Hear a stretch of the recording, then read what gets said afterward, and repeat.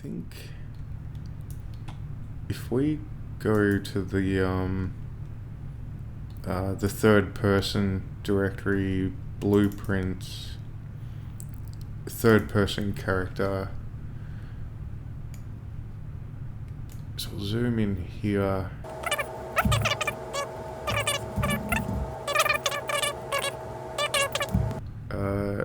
We could probably ignore this and just right click and say one key.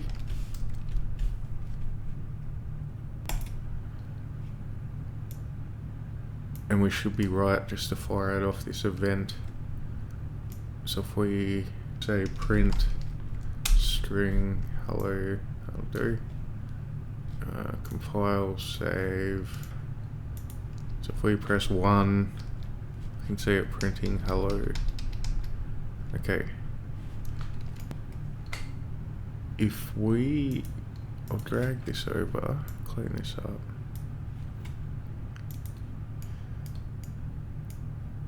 So now, say when we do that, so we drag from the pressed, create sequence, level sequence player.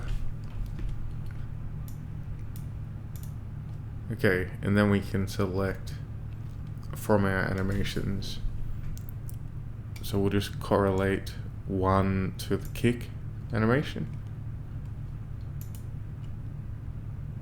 And we can drag off here and say play sequence player. And get rid of this one and drag in the return value to the target. Okay, so that should, obviously we press 1, it'll trigger this, it'll create the level sequence player and associate it with the kick animation, and then we just want that to play. So we'll compile, save, test. There you go. Okay, so if we press 1, you can see he's doing his little kick animation. Okay. And then we can just go ahead and repeat this process 2 times. So we can just go ahead and delete these ones, right click to key, drag that in, and then we'll go to the wave. Okay, so the rest of that should be fine. And then we'll just add our 3 key. Okay. Oops, yeah, drag this in, and then play the weird face animation. Alright, so that should be fine. Alright.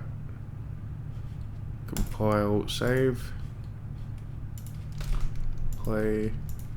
Alright, so we press 1, does his kick, press 2, gives us a wave, press 3, and he starts doing some interesting facial expressions.